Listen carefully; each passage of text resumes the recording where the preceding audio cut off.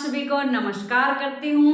दोस्तों, जैसा कि आप सभी जानते हैं अब सीटेट का एग्जाम होने वाला है। आप सभी सीटेट की प्रिपरेशन में लगे हुए होंगे। कुछ दोस्त ऐसे होंगे जिन्होंने सीटेट की बहुत अच्छे से प्रिपरेशन कर ली होगी और अभी वो प्रीवियस ईयर क्वेश्चंस की प्रैक्टिस कर रहे होंगे। लेकिन दोस्तों, कुछ ऐसे भी होते हैं जिन्होंने अब तक तैयारी नहीं की है और अब 10 दिन पहले ये सोच रहे हैं कि हम प्रिपरेशन कैसे करें या क्या कुछ करें कि हम अपना सीटेट का एग्जाम क्रैक कर लें। तो दोस्तों, आज की वीडियो में मैं आपको बताने जा रही हूँ कि कैसे आप 10 दिन में सीटेट का एग्जाम क्रैक कर सकते हो। दोस्तों, सिर्फ अगर आप एग्जाम क्रैक करने की सोचो कि मैंने सिर्फ 90+ मार्क्स लेने हैं तो आप 10 दिन की तैयारी में भी ले सकते हो। लेकिन दोस्तों, मैं ऐसे नहीं बोलूंगी कि 120+ मार्क्स अब भी आपकी तैयारी करने से आ जाएंगे। लेकिन दोस्तों, आप पास जरूर हो सकते हो और काफी स्टूडेंट हुए भी हैं। केवल 10 या 15 दिन की तैयारी करके सीटेट का एग्जाम उन्होंने क्रैक किया है। क्योंकि दोस्तों, सीटेट का एग्जाम इतना मुश्किल एग्जाम नहीं होता है। इसमें पैटर्न सेम होता है, सिलेबस सेम होता है। 150 में से आपको 90 मार्क्स लेने होते हैं। तो दोस्तों, आज की वीडियो आपके लिए खास होने वाली है। अगर आप 10 दिन में ही सीटेट की तैयारी करके अपने एग्जाम को क्रैक करना चाहते हो तो वीडियो कंप्लीट देखना।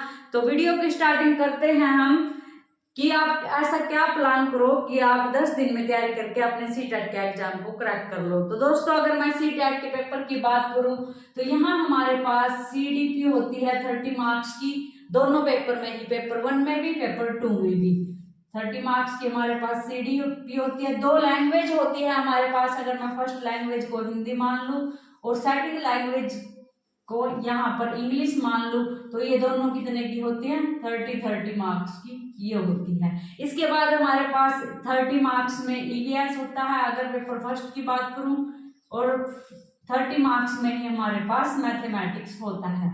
अगर पेपर सेकंड की बात करूं तो ये तीनों सेम होते हैं और यहाँ हमारे पास सब्जेक्ट होता है, या तो हमारे पास एसएसटी होती है या मैथ एंड साइंस होता है। तो दोस्तों, अब कैसे तैयारी करें कि आप 10 दिन की तैयारी में ही सीटेट का एग्जाम क्रैक कर जाएं? उसके लिए आपने क्या करना है, देखो। अगर आप सीडीपी, हिंदी, इंग्लिश तीनों को अच्छे से तैयार करते हो तो ये 90 मार्क्स की आप अच्छे से तैयारी कर लेते हो तो कम से कम 70 या 75 मार्क्स यहाँ से आपके आ सकते हैं। और इसके बाद आप सब्जेक्ट में भी आराम से 15-20 मार्क्स ले सकते हो। तो दोस्तों, अब भी तैयारी करके आप सीटेट का एग्जाम क्रैक कर सकते हो इस स्ट्रेटजी के अनुसार। करना क्या है आपको, अब मैं आपके सामने 10 डेज के प्लान की डिस्कस करूंगी। करना क्या है आपको, फर्स्ट 3 डेज आपको क्या करना है, फर्स्ट 3 डेज आपको क्या करना है, CDP, Hindi, English, EVS, math, पांचों सब्जेक्ट की मैराथन वीडियो देखनी है। क्या करना है दोस्तों, मैराथन वीडियो देखनी है पांचों सब्जेक्ट की। अगर सेकंड पेपर की बात करूं तो तीनों सब्जेक्ट और फोर्थ जो आपका सब्जेक्ट है उसकी, तो सभी सब्जेक्ट्स की आपको 3 डेज में पहला काम क्या करना है, 3 डेज के लिए आपने ये काम फिक्स कर लेना है। क्या करना है, मैराथन वीडियोस देखनी है। दोस्तों, आपने ये नहीं है कि एक मैराथन वीडियो देखी और उसको दोबारा नहीं देखा, नहीं, आपने बार बार देखनी है। जब तक आपका कंसेप्ट क्लियर नहीं हो जाता तब तक आपने ये मैराथन वीडियोस देखनी है और 3 ही दिन में देखनी है। तो 3 दिन में आप 5 मैराथन वीडियोस देख सकते हो। अगर मैं एक मैराथन वीडियो जैसे सीडीपी की मैराथन वीडियो वो मिलेगी आपको 5 घंटे की, जो भी टीचर आपको पसंद आए उससे आप देख सकते हो। अगर आप मुझसे टीचर पूछना चाहते हो तो आप कमेंट करना कि कौन से टीचर की मैराथन वीडियो हम देखें, मैं आपको कमेंट बॉक्स में रिप्लाई जरूर करूंगी। तो दोस्तों, अभी यहाँ मैं किसी टीचर के बारे में नहीं बोल रही हूँ, मैं सिर्फ इतना बोल रही हूँ कि आपको अगर आपको टीचर का नाम पता करना है तो मुझसे कमेंट करके पूछना, मैं जरूर बताऊंगी। अभी मैं ये बता रही हूँ कि आप मैराथन वीडियो देखना, सभी सब्जेक्ट की देखना, एक सीडीपी की, एक हिंदी की, एक इंग्लिश की, हिंदी पैडागोजी, इंग्लिश पैडागोजी, और ईवीएस पैडागोजी, मैथ्स पैडागोजी, वहां से आप सब्जेक्ट की पैडागोजी की। और कंटेंट के लिए ईवीएस, मैथ्स, साइंस, एसएसटी के कंटेंट के लिए आप प्रीवियस ईयर क्वेश्चंस की एक वीडियो देख सकते हो। इसके बाद दोस्तों, मैं बात करूं, आपने 3 दिन में जो मैराथन वीडियोस देखी है, या तो आप उनके नोट्स बना लो, जो उनमें आपको इंपॉर्टेंट बातें लगे उनको लिख लो, क्योंकि उनकी फिर प्रैक्टिस भी करनी है बार बार ताकि कंसेप्ट अच्छे से क्लियर हो जाए। या फिर आपको ऐसा करना है, वो वीडियोज ही बार बार देखनी है जब तक आपकी ये समझ नहीं आ जाए कि इन वीडियोज में है क्या। तो दोस्तों, आपने मैराथन वीडियो देखनी है, 3 दिन देखनी है। इसके बाद अगर मैं बात करूं नेक्स्ट 4 डेज की, तो आपने क्या करने हैं, प्रीवियस ईयर क्वेश्चंस की प्रैक्टिस करनी है, कम से कम 4 इयर्स के प्रीवियस ईयर क्वेश्चंस। 4 इयर्स के प्रीवियस ईयर पेपर आप कैसे देखोगे, जैसे 4 इयर्स के आप देखोगे 2019 से स्टार्ट कर दोगे। 2019 के फर्स्ट पेपर की सीडीपी भी देखनी है, सेकंड पेपर की सीडीपी भी देखनी है, दोनों पेपर की सीडीपी देखनी है, दोनों पेपर की प्रैक्टिस करनी है। तो 4 first paper, 4 second paper, 8 paper आपके सामने हो जाएंगे। तो इनकी प्रैक्टिस करने से आपको ये अनुमान हो जाएगा कि किस प्रकार के क्वेश्चन पूछे जाते हैं, किस प्रकार के आंसर आपको देने हैं। तो दोस्तों 4 डेज आपने प्रीवियस ईयर क्वेश्चंस की प्रैक्टिस करनी है। इससे आपको ये भी अनुमान हो जाएगा कि आपका कौन सा टॉपिक कमजोर है, किस टॉपिक के क्वेश्चन आप किस टॉपिक के क्वेश्चन नहीं बना पा रहे हो। तो दोस्तों अब आपने 4 डेज में प्रीवियस ईयर क्वेश्चंस की प्रैक्टिस कर ली। अब की बार जो पेपर है वो ऑफलाइन है, तो आपने OMR शीट फिल करके देख लेनी है। OMR शीट में गोले भरने हैं, वहां ज्यादा टाइम लगेगा। अगर आप प्रैक्टिस नहीं करोगे तो आपने प्रैक्टिस कर लेनी है। तो दोस्तों यहाँ 3 डेज और 4 डेज, 7 डेज आपके कंप्लीट हो गई। बचे हुए 3 डेज में आपको क्या करना है, जो आपने मैराथन वीडियोस देखी थी उनको रिवाइज करना है, या फिर जो आपने प्रैक्टिस से ये पता किया कि कौन से चैप्टर में आप वीक हो, वो चैप्टर्स आपने दोबारा देखने हैं, और जो मैराथन वीडियोस आपने देखी थी उनको फिर से दोबारा देखने हैं। तो यहाँ आपने रिवाइज करना है, जो अब तक किया है उसको रिवाइज करना है। तो आज से आपका कंसेप्ट है जो वो बिल्कुल अच्छे से क्लियर हो जाएगा। तो दोस्तों आपने क्या करना है, 3rd डेज मैराथन वीडियो देखनी है, उसके बाद प्रीवियस ईयर क्वेश्चंस की प्रैक्टिस करनी है, और उसके बाद फिर जो आपने मैराथन वीडियो देखी थी उनको रिवाइज करना है। तो इस प्रकार आपने तैयारी करनी है, आपकी तैयारी बहुत अच्छे से हो जाएगी।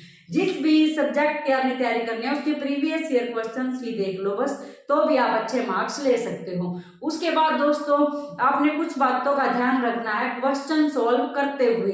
कुछ मैं आपके सामने पॉजिटिव और नेगेटिव टैग वर्ड्स बता रही हूँ, इनको आपने माइंड में रखना है जब आप क्वेश्चनों को सॉल्व करोगे, क्योंकि दोस्तों हमारे सीटेट का एग्जाम में अप्रोक्सीमेट 75 मार्क्स की पैडागोजी पूछी जाती है, और पैडागोजी को सॉल्व करने के लिए हमें समझ की जरूरत होती है। तो इन टैग वर्ड्स को आप समझोगे, इनको ध्यान में रखकर क्वेश्चनों के आंसर दोगे तो आप क्वेश्चन को गलत नहीं करोगे।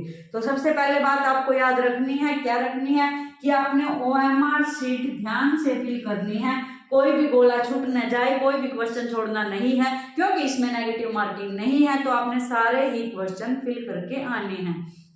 उसके बाद दोस्तों जो हमारे पास क्वेश्चनों के आंसर होते हैं, अगर आपको ऐसा लग रहा है कि इसमें से मुझे कोई भी ऑप्शन सही नहीं लग रहा है, या फिर ये क्वेश्चन मुझे नहीं आता है और उसमें ऑल ऑफ द अबव है, तो वो आपने फिल कर देना है, या फिर उसमें सबसे लेंथी जो ऑप्शन है उसको फिल कर देना है। ये चांस होता है कि कई बार क्वेश्चन ठीक हो जाता है अगर आपने तुक्का ही मारना है तो दोस्तों ऐसे आपने क्वेश्चनों के आंसर देते समय इन बातों का ध्यान रखना है, और बच्चों को ध्यान में रखना है जो भी क्वेश्चन का आंसर बच्चे के हित में है वो हमेशा ठीक होगा। आपने स्वयं को एक अच्छा टीचर मानकर सबसे पहले आपने ये मान लेना है कि मैं एक बहुत अच्छा टीचर हूँ, और जो अच्छा टीचर होगा वो हमेशा बच्चे की भलाई के बारे में सोचेगा। और आज की शिक्षा क्या है, बाल केंद्रित शिक्षा है। तो बालक को ध्यान में रखकर आपने क्वेश्चनों के आंसर देने हैं। जिस क्वेश्चन के आंसर में बालक को ध्यान में रखकर है, बालक के हित में जो आंसर है वही आंसर ठीक होगा। तो आपने क्वेश्चन को ये भी देखना है कि क्वेश्चन पॉजिटिव में पूछा है या नेगेटिव में पूछा है। कई बार ये पूछ लेता है कि इनमें से कौन सा बच्चे के लिए फायदेमंद नहीं है, लेकिन दोस्तों हम नहीं वर्ड नहीं देखते और जो फायदेमंद है उसको टिक करके आ जाते हैं, तो ऐसे हमारे क्वेश्चनों के आंसर गलत हो जाते हैं। दोस्तों अब नहीं वाले क्वेश्चन 7 या 8 जरूर पूछे जाते हैं, तो आप नहीं वर्ड का बिल्कुल ध्यान रखना। और दोस्तों अब ये मैचिंग वाले क्वेश्चन भी पूछे जाते हैं, जैसे यहाँ 4 ऑप्शन है, यहाँ 4 ऑप्शन है, इसका इसके साथ मैच करना, इसका इसके साथ मैच करना, ये भी बहुत ध्यान से कर लेने हैं। पहले आपने देख लेना है कि कौन से में आप श्योर हो।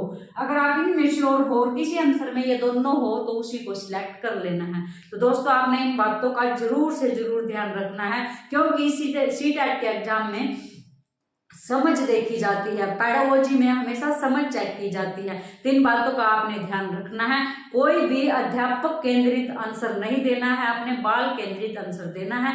समावेशी शिक्षा को महत्व देना है, बच्चे की मातृभाषा को महत्व देना है, बच्चे को हर तरीके से महत्व देना है।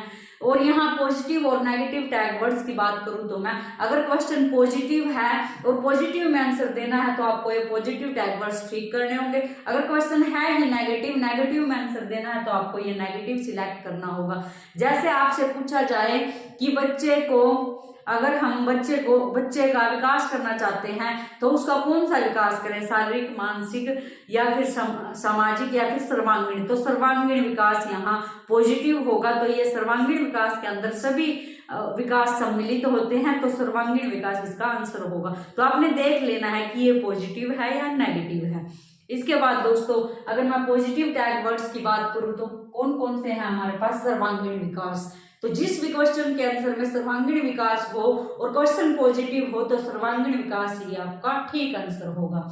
आगे है करके सीखना, हस्तपरक अनुभव। ये वर्ड आपको क्वेश्चनों के आंसर में एज इट इज देखने को मिलेंगे। करके सीखना भी एक पॉजिटिव टैग वर्ड है, क्योंकि बच्चे को करके सीखने पर जोर दिया गया है कि बच्चा जितना करके सीखे उतना ही वो जल्दी सीखेगा और माइंड में भी अपने उस चीज को बैठा लेगा अगर वो किसी चीज को करके सीखेगा। तो एक्टिविटी पर जोर दिया गया है। हस्तपरक अनुभव भी यही है, वो अपने हाथ से करके अनुभव ले। इसके बाद सम्मान लगाओ, प्रोत्साहन। बच्चे को प्रोत्साहित करने वाला आंसर है कि बच्चों को अधिक से अधिक प्रोत्साहित करना चाहिए ताकि वो अच्छे से पढ़ सके, अपने जीवन में आगे बढ़ सके। तो प्रोत्साहन भी एक पॉजिटिव टैग वर्ड है। इसके बाद हमारे पास जिज्ञासा, व्यवहारिक कुशलता। बच्चे की जिज्ञासा को कभी भी दबाना नहीं चाहिए, उसको शांत करना चाहिए। अगर बच्चा कोई क्वेश्चन पूछता है तो उसमें गुस्सा नहीं होना है, उसके क्वेश्चनों का आंसर देना है। तो जो ये बच्चा क्वेश्चन पूछता है ये हमारे लिए पॉजिटिव है, क्योंकि बच्चे के क्वेश्चन पूछना अच्छा माना गया है। उसके बाद है दोस्तों हमारे पास वास्तविक दैनिक जीवन से जोड़ना। नेशनल करिकुलम में भी कहा गया है, एनसीएफ में भी कहा गया है कि बच्चों को ऐसी शिक्षा दी जाए कि ताकि बच्चा उसको अपने दैनिक जीवन से जोड़े या फिर उसको दैनिक जीवन से जोड़कर समझाया जाए। कोई भी टॉपिक अगर हमने समझाना है और उसको अगर हम दैनिक जीवन से जोड़कर समझाएं तो दी बेस्ट होगा, क्योंकि वो बच्चे के माइंड में अच्छे से बैठेगा और बच्चा उसको कैच भी जल्दी ही कर पाएगा। अगर हम ऐसे बोले कि हमें मैथ में ही लाभ हानि समझाना है तो बच्चे को ये दिखाएंगे कि अगर कोई चीज आपने खरीदी है फिर आप उसको इतने की बेच रहे हो तो आपको लाभ होगा या हानि होगा। ऐसे उसको दैनिक जीवन से जोड़कर समझाएंगे तो बच्चे को अच्छे से याद हो जाएगा या फिर उसको अच्छे से समझ आ जाएगा और काफी टाइम तक उसके माइंड में भी चीजें रहेंगी। तो अधिक से अधिक जोर किस बात पर देना है कि जो भी बच्चे को समझाया जाए उसके दैनिक जीवन से जोड़कर समझाया जाए। इसके बाद है हमारे पास लोकतांत्रिक प्रजातांत्रिक वातावरण। जो कक्षा का माहौल है वो लोकतांत्रिक होना चाहिए। ऐसा नहीं है कि बच्चों को बोल दिया जाए कि तुम चुपचाप बैठे रहो, कुछ नहीं बोलना है, ना कोई क्वेश्चन पूछा है, नहीं, ऐसा नहीं होना चाहिए। कक्षा का माहौल है जो वो प्रजातांत्रिक या लोकतांत्रिक होना चाहिए और ये एक पॉजिटिव टैग वर्ड्स है। इसके बाद है हमारे पास समावेशी शिक्षा। समावेशी शिक्षा पर जोर दिया गया है। समावेशी शिक्षा एक पॉजिटिव टैग वर्ड है क्योंकि बच्चों को समावेशी शिक्षा दी जाती है, सभी को एक साथ बिठाकर शिक्षा दी जाती है, अलग थलग नहीं किया जाता। इसके बाद है हमारे पास संसाधन या सामग्री। दृश्य सर्वय सामग्रियों का अधिक से अधिक यूज होना चाहिए, ये हमारे लिए एक पॉजिटिव टैग वर्ड है। जितनी हो सके बच्चों के जरूरत के अनुसार उतनी ही सामग्रियों का यूज होना चाहिए।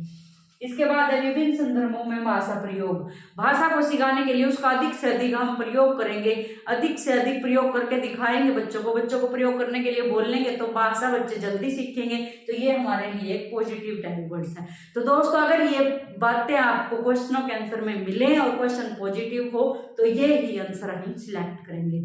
इसके बाद है हमारे पास नेगेटिव टैग वर्ड्स। ये ऐसे वर्ड्स हैं जो बच्चों के हितकर नहीं है, केवल मात्र सिर्फ ही। किसी भी ऑप्शन में आपको ये दिखे कि केवल यही इसका आंसर होगा तो वो गलत होगा। अगर क्वेश्चन पॉजिटिव है, केवल मात्र कि ऐसा ही करना चाहिए, तो ये वर्ड क्या है, नेगेटिव है। इसके बाद रटना, कंठस्थ करवाना। बच्चे को कभी भी रटने पर जोर नहीं देना है कि ये चीज आपने रट कर याद करनी है या इसको कंठस्थ कर लेना है, नहीं, उसको समझना है। तो कंठस्थ करना एक नेगेटिव टैग वर्ड्स है। इसके बाद है हमारे पास दंड, बोझ, हतोत्साहित। बच्चे को कभी भी निराश नहीं करना है, उसको कभी भी दंड नहीं देना है, बल्कि उसको समझाना है, उसकी प्रॉब्लम्स को सोल्व करना है। इसके बाद है पुस्तक या शिक्षक केंद्रित। जो हमारी आज की शिक्षा है वो ना तो पुस्तक केंद्रित है, ना ही वो शिक्षक केंद्रित है। जो आज की शिक्षा है वो क्या है, बाल केंद्रित है। तो बाल केंद्रित शब्द अगर आपको मिले वो क्या होगा, पॉजिटिव होगा, और शिक्षक केंद्रित या फिर पुस्तक केंद्रित मिले तो वो क्या होगा, नेगेटिव होगा।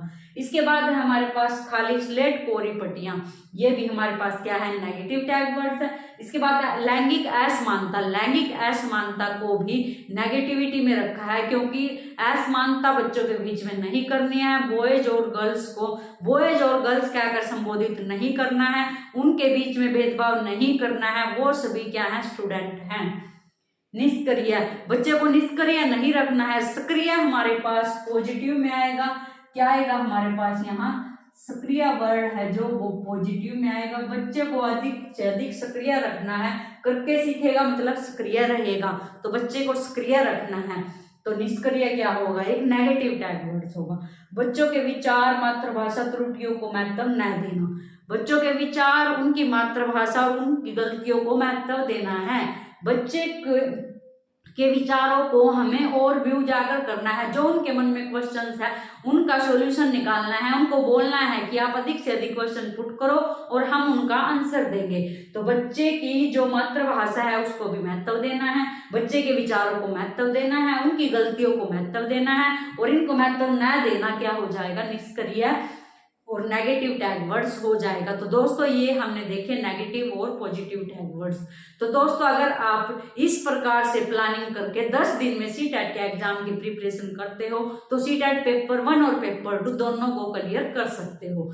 तो दोस्तों आप अपने पॉजिटिव माइंड्स के साथ 10 दिन की प्लानिंग करो और अपने सीटेट के एग्जाम को क्रैक करो, और बिल्कुल आसानी से कर सकते हो अगर आप ऐसे तैयारी करते हो तो दोस्तों अगर आपने वीडियो यहाँ तक देखी है तो वीडियो को लाइक करना अगर पसंद आए तो, और कमेंट करके जरूर बताना कि वीडियो कैसी लगी। और दोस्तों अगर आप ये जानना चाहते हो कि किस चैनल से मैराथन वीडियो देखे तो आप कमेंट करना, मैं आपको जरूर बताऊंगी। तो दोस्तों मिलते हैं नेक्स्ट वीडियो में एक नए टॉपिक के साथ। Thank you.